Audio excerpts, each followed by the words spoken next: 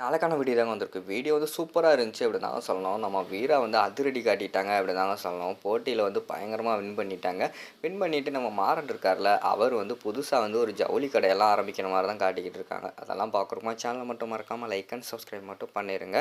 First எடுத்த உடனேயுமே வந்து நம்ம மாறன் வந்து யோசிச்சுக்கிட்டே இருக்காங்க. நம்ம வந்து எத்தன நாள் தான் இந்த சைக்கிள்லேயே கொண்டு போய் வியாபாரம் பண்ணுறது? நம்மளும் வந்து முன்னேறணும்னா ஃபர்ஸ்ட்டு ஒரு கடைய பார்க்கணும் அப்படிங்கிற மாரி சொல்லிட்டு யோசிச்சுக்கிட்டு இருக்காங்க. அவர் யோசிக்கிற நேரத்திலேயே அவருக்கு வந்து ஒரு கடை வந்து வாடகைக்கு வருது அப்படின்னு சொல்லிட்டு தெரிய வருது. நல்ல குறைஞ்ச வாடகையில தான் அந்த கடை வந்து வாடகைக்கு வருது. ஆனா அட்வான்ஸ் அமௌண்ட் கேட்குறாங்க. அட்வான்ஸ் அமௌண்ட் நம்மகிட்ட இல்லையே அப்படின்னு சொல்லிட்டு ஃபீல் பண்ணிக்கிட்டு இருக்காங்க.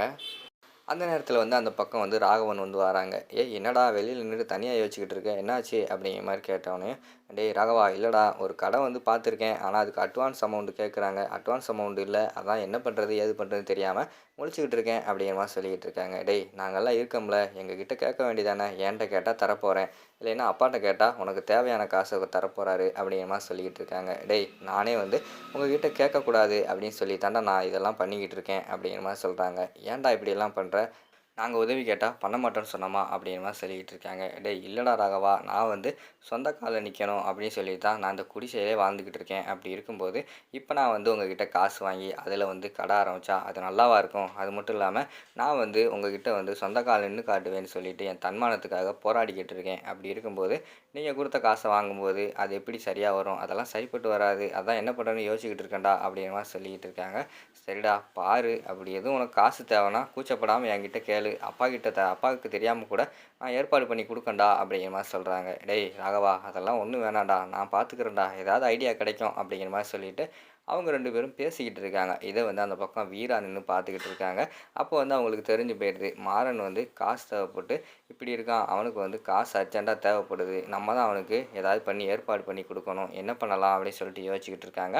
நம்மகிட்ட நகை எதுவுமே இல்லையே! நகை இருந்தா கூட ஏதாவது அடமானம் வச்சுக்கலாம். எதுவுமே இல்ல. இப்ப என்ன பண்றது? அப்படின்னு சொல்லிட்டு அவங்களும் ஒரே திங்கிங்ல இருக்காங்க. மறுநாள் காலையில பார்த்தா, எல்லா இடத்துலயுமே வந்து வால் போஸ்ட் ஒட்டியிருக்காங்க. அதாவது வந்து ஆட்டோ சங்கத்திலருந்து அவங்க வந்து போட்டி நடத்துற மாரி, ஆட்டோ ரேஸ் நடத்துற மாரி வந்து ஒரு போஸ்ட் வந்து பார்க்காங்க. அத பார்த்தோனே டைரக்ட்டா வந்து அந்த இடத்துக்கே போயிடுறாங்க. போயிட்டு வீரா வந்து கேட்குறாங்க, "அண்ணே ஆட்டோ ரேஸ் வந்து நானும் கலந்துக்கலான்னு இருக்கேன்." அப்படிங்கிற மாரி சொல்றாங்க. "என்னம்மா நீயி?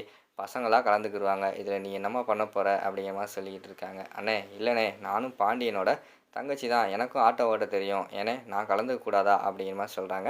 "ஏம்மா கலந்துக்கலாம்மா. இருந்தாலும் வந்து நீ ஒரு பொண்ணாச்சே அதான் பார்த்துக்கிட்டு இருக்கேன்." அப்படிங்கிற மாரி சொல்லிக்கிட்டு இருக்காங்க. "அண்ணே பொண்ணு, பையன் எல்லாம் பார்க்காதீங்கண்ணே. நான் வந்து கலந்துக்க போறேன். நான் வந்து வின் பண்ணி ஆகணும். இத்தன வருஷமா வந்து எங்க அண்ணன் தான் ஃபர்ஸ்ட்டு ப்ரைஸ வந்து வின் பண்ணிக்கிட்டு இருந்தாரு. இனிமே நான் தான் வின் பண்ணணும்." அப்படி சொல்லிட்டு வீரா வந்து அந்த இடத்துல சொல்லிட்டு இருக்காங்க. உடனே அங்கிட்டு ஆப்போசிட் பார்ட்டில ஒரு 2, 3 பேர் வராங்க. ரவுடி பசங்க மாரி இருக்காங்க. அவங்க வந்தோனேயும், "அண்ணே என்னண்ணே பண்ணிக்கிட்டு இருக்கீங்க? ஒரு பொண்ணுகிட்ட போயி நீங்க இப்படியெல்லாம் பண்ணிக்கிட்டு இருக்கீங்க. எங்களோட மானம், மரியாதை எல்லாம் என்ன ஆகுறது? ஒரு பொண்ணு கூட போயி நாங்க வந்து போட்டி போடவா?" அப்படிங்கிற மாரி சொல்லிக்கிட்டு இருக்காங்க. "தம்பி இங்க பாருப்பா, கொஞ்சம் பொறுமையா பேசு. அது யாரு? பாண்டியனோட தங்கச்சி தான். அப்படி இருக்கும்போது அந்த பொண்ணு கலந்துக்கிட்டா என்ன?" அப்படிங்கிற மாரி சொல்லிக்கிட்டு இருக்காங்க. "இங்க பாருண்ணே, பொண்ணுங்கலாம் கலந்துக்க கூடாது. ஏம்மா இங்க பாரு, பொண்ணுங்கலாம் கலந்துக்க கூடாது. பேசாம வீட்ல சமையல் வேலை செஞ்சோமா, வீட்டு வேலைய பார்த்தோமா, அப்படியே சொல்லிட்டு இருமா." அப்படிங்கிற மாரி சொல்லிக்கிட்டு இருக்காங்க. "ஓ! நான் கலந்துக்க கூடாதா?" அப்படின்னு சொல்லிட்டு வீரா வந்து அவங்ககிட்ட கேட்குறாங்க. அந்த போட்டி நடத்துவாங்கல்ல, "ஏண்ணே இத்தன வருஷமா போட்டி நடத்துறீங்க. நீங்க வந்து சொல்லுங்கண்ணே. பொண்ணுங்க வந்து கலந்துக்க கூடாது அப்படின்னு சொல்லிட்டு ஏதாவது ரூல்ஸ் இருக்கா? அத ஃபர்ஸ்ட்டு சொல்லுங்க." அப்படிங்கிற மாரி கேட்டவுனே, "ஏம்மா அதெல்லாம் இல்லம்மா. அப்படி ஒரு ரூல்ஸ் இல்ல." அப்படிங்கிற மாரி சொல்றாங்க. "பிறகு என்னண்ணே, நான் வாரேண்ணே, நான் கலந்துக்கிறேண்ணே." அப்படி சொல்லிட்டு அந்த இடத்துல வந்து சொன்னவுனே அவங்க பேர வந்து எழுதிடுறாங்க. உடனே வந்து ஆப்போசிட் பார்ட்டி வந்து, "அண்ணே இங்க பாருங்கண்ணே, எங்களாலலாம் ஒரு பொண்ணு கூடலாம் போட்டி போட முடியாது. நாங்க குடுத்த அட்வான்ஸ் காச எங்ககிட்ட திருப்பி குடுங்க. நாங்க வாங்கிட்டு போறோம்." அப்படிங்கிற மாரி சொல்லிக்கிட்டு இருக்காங்க. வீரா வந்து சொல்றாங்க, "ஓ! அப்படியா? அப்படின்னா நீங்க வந்து இத்தன வருஷமா எங்க அண்ணன் பாண்டியன் தான் ஜெயிச்சுக்கிட்டு இருந்தான். இனிமே நான் தான் ஜெயிச்சிருவேன்னு சொல்லிட்டு நீங்க பயப்படுறீங்க போல. பயந்துட்டேன்னு ஒத்துக்கோங்க. நாங்க வேணா காச திருப்பி குடுத்துர்றோம்." அப்படின்னு சொல்லிட்டு வீரா வந்து உசுப்பேத்தி விடுறாங்க. "ஏய் யாரு பயந்தா? நாங்க பயந்தோமா? நீ பார்த்தியா?" அப்படிங்கிற மாரி சொல்லிக்கிட்டு இருக்காங்க. "ஆமா, பிறகு குடுத்த காச திருப்பி கேட்டா பயந்துட்டாங்கன்னு சொல்லி தான அர்த்தம்." அப்படிங்கிற மாரி சொல்லிக்கிட்டு இருக்காங்க. "அண்ணே நாங்க ரேஸ் ஓட்டுறோம்ண்ணே." அப்படின்னு சொல்லிட்டு இந்த ரவுடி பசங்களும் ஒத்துக்குறாங்க.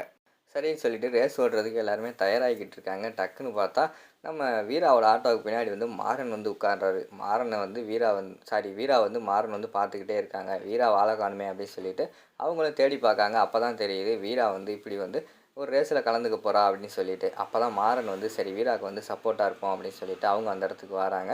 வந்தோடனே 3 ஆட்டோ தான் ஓட்டுற மாரி காட்டுறாங்க. சென்டர்ல வந்து வீரா ஆட்டோ, 2 சைடுமே அந்த ரவுடி பசங்க. அந்த ரவுடி பசங்க என்ன பிளான் போட்டிருக்காங்கன்னா, வீரா ஆட்டோவ எப்படியாவது அடிச்சு கவுத்தி விட்டுருவோம். ஓவரா வாய் பேசிக்கிட்டு இருக்காடா அப்படின்னு சொல்லிட்டு அவங்க அந்த இடத்துல வந்து பயங்கரமா முடிவெடுத்துருக்கிற மாரி தான் காட்டுறாங்க.